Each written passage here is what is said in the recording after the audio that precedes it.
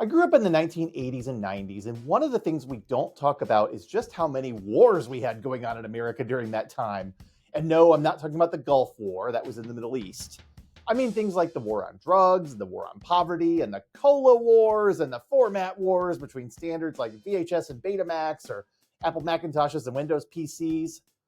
But the one that really sticks out to me is the console wars when Nintendo and Sega were both trying to be the biggest name in video games in the early 1990s. Now, there had been competing video game systems going back to Atari's Pong in the early 1970s, and a lot of people don't know this, but Pong was actually a ripoff of a game called Table Tennis from the home video game system, the Magnavox Odyssey. Magnavox actually sued Atari over violating their patent, and in a settlement forced Atari to pay them $1.5 million to license their technology. In the early 1980s, you had the Atari 2600, but you also had the Mattel Intellivision and the ColecoVision. After the video game market crashed in North America, Nintendo brought it back to life with their Nintendo Entertainment System, but they were competing against the Sega Master System and the Atari 7800. When Nintendo launched its Game Boy handheld in 1989, it was already competing with the Atari Lynx and soon had to compete against the Sega Game Gear and the Turbo Express. And then in 1989, as Sega launched its 16-bit Genesis video game console in North America, NEC launched the TurboGrafx 16. Nintendo gave both of its competitors a 2-year lead and waited until 1991 to launch its 16-bit Super Nintendo console. The console wars were on. And while the TurboGrafx 16 flopped, the Sega Genesis was holding its own before the Super Nintendo came out. The only question was whether or not it could continue. And this was a big question because Nintendo was the brand name for video games at the time, and they had a lot of things that Sega didn't. They had Mario, they had The Legend of Zelda, they had a video game console that seemed like it was the more powerful of the two. And they had years of anticipation on their side as Nintendo fans salivated over buying the next big thing from the current king of video games. But Sega had something on their side too in this battle against Nintendo: the power of marketing. I'm Sean in St. Louis, and this is the Marketing Gateway.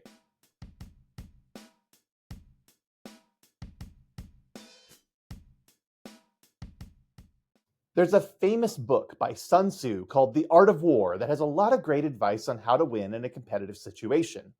One of the most famous pieces of advice is this: if you know the enemy and know yourself, you need not fear the result of 100 battles. If you know yourself but not the enemy, for every victory gained, you will also suffer a defeat. If you know neither the enemy nor yourself, you will succumb in every battle. Believe it or not, this is great advice for marketing too, especially if you replace the word enemy with customers and the word battle with marketing campaigns. There's also another slightly more modern book by Blake J. Harris called Console Wars. And if you'd really like to know more about today's topic, I highly recommend it because it's one of my primary sources for what I'm going to share today. So let's step back to the 1980s for a moment when the virtually unknown Japanese company Nintendo became a major player in the world of electronics and video games. The only thing Nintendo was really famous for in the early 1980s was this game called Donkey Kong, a coin-operated arcade game that starred a character who'd come to be known as Mario. But when the video game market crashed in North America in 1983, everyone thought video games were a fad that was coming to a close. In Japan, though, the video game market was just fine, and Nintendo decided to adapt its popular family computer, more often known as the Famicom, into a video game system to try to capture the now dormant market overseas. Video games at that point had been sold in electronics stores and in department stores like Sears. Nobody in those sales channels wanted anything to do with video games after the crash. Everyone had lost a bundle on them in 1983, and the glut of leftover video games had to be clearanced out for $1 a cartridge. So Nintendo decided to build their own sales channel with firm control on the market from production to distribution to retail channels. They insisted on having a kid-friendly image for everything. And they sold video games not as electronics, but as toys in stores like Toys R Us and KB Toys. It was a savvy move, and the Nintendo Entertainment System, which originally came with a toy robot and a zapper pistol, was a must-have item for children after its debut in 1985. One of Nintendo's biggest competitors in Japan was Sega, who'd been trying to gain a bigger foothold in the North American market. Sega was a king of the arcades, but they had tried to bring over their Mark III video game home console as the Sega Master System in North America, but it just wasn't as popular as Nintendo's system. And so Sega decided to get a jump on Nintendo by releasing its Mega Drive console in 1989 under the new name Sega Genesis. Every other video game console available at this time was operating on 8-bit hardware, which limited its capabilities for graphics, sound, and overall sophistication. The games people could play at home weren't nearly as impressive as the arcade games they could play in public places, since many of those were running on faster, more expensive chipsets. The Sega Genesis used chips similar to what many arcade machines were using, and the buzzword 16-bit started getting thrown around to indicate that this new technology was way better than Nintendo's old 8-bit console. On a Sega Genesis, you could play arcade-quality games at home. Or, to use a phrase Sega of America came up with through their advertising agency, Genesis does what Nintendo don't. But that was just the start. Sega started going after Nintendo very aggressively with edgy ad campaigns that were geared at the aging gamer segment. And they went on to match Nintendo's market share in America and became the dominant video game brand in Europe.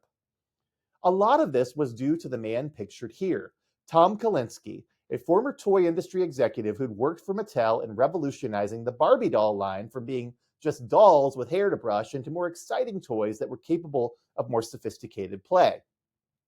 He was also responsible for launching the He-Man and the Masters of the Universe line.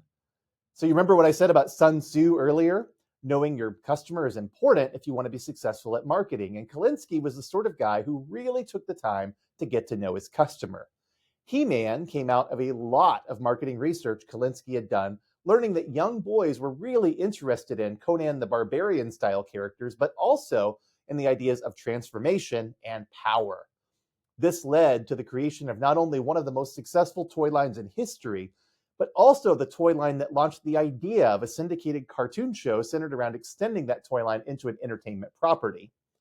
In other words, Tom Kalinske is a guy who really knew how to listen and learn through qualitative research, and then to turn those ideas into products people desperately wanted. So in the 1990s, he was brought on to lead Sega of America, and Sega was going through a transition where they wanted to introduce a new mascot for the Sega Genesis, a character named Sonic the Hedgehog. Now, nobody initially thought Sonic was going to be able to give Mario a run for his money, but boy did he. He's still one of the most recognizable video game characters of all time, the star of multiple cartoon shows and 3 feature films and dozens of video games. People who don't know video games definitely still know who Sonic is.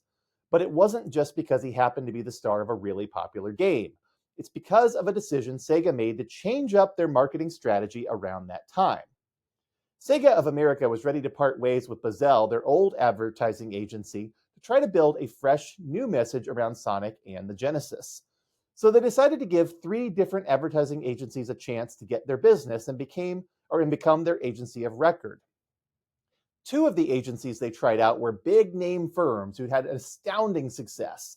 One of them had helped to launch Nike, and the other had helped with the Levi 501 jeans advertising, both iconic campaigns. The 3rd agency was a local firm who had a good reputation, but they weren't believed to be up to the task.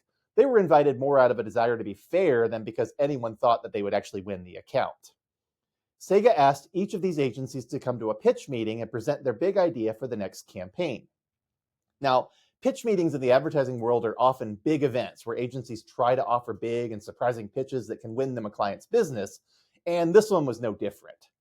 One of the agencies came up with this tagline for the Sega Genesis console that said, "Make your brain sweat."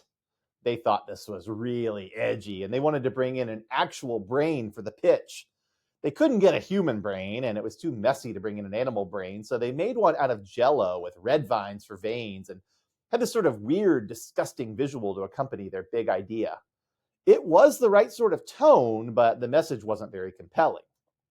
The second firm presented a different idea, and they were apparently the favored firm who everyone was pretty sure was going to get the business. Their idea was called "You Are Here," and the idea was that kids who had grown up with Nintendo were now moving on to their next stage of life where they were playing Sega now.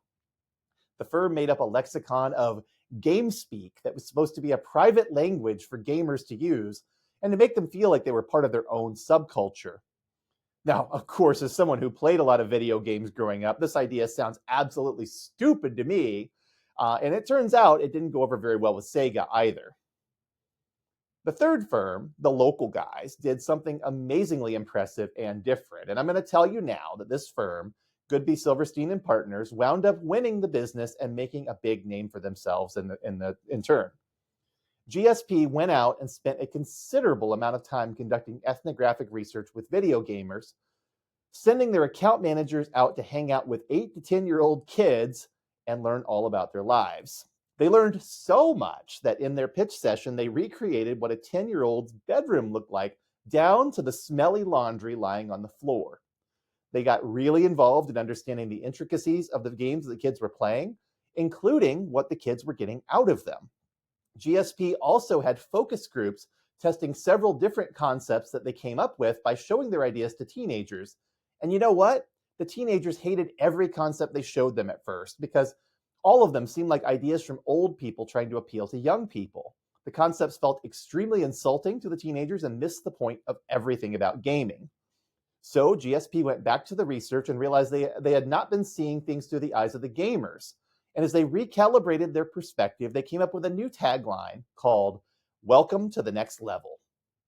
They realized that this phrase was something that was authentic to gamers, which really spoke to them and what they valued about the games they were playing. And they didn't have to create a fake language to make this work. It already existed, and gamers already knew how to talk to each other. What gamers appreciated was progression, mastering games, getting good at things that were challenging and fun. Playing a game was about getting to a destination, not just playing something to idle away the time. And it was all there. It was all in their research, and it was showcased in that recreation of a 10-year-old's bedroom. This campaign impressed Sega, and after they went with it, it wound up winning a lot of awards and helped build an even more distinct brand image for Sega in their war against Nintendo. GSP also created another advertising element that's still referenced today, the Sega Scream, which any gamer from that era will definitely remember. Here it is. Sega! But what impresses me most about it is how GSP was able to not only conduct research and use it to craft this message, but also to find a way to turn it into a story that they could tell that not only appealed to the executives at Sega, but also gamers all over North America. They knew their customer, and they helped Sega go from just a few percentage points of market share to beating Nintendo at its own game with the Sega Genesis. That is how you win a console war. I'm Sean in St. Louis, and this has been the Marketing Gateway. See you next time.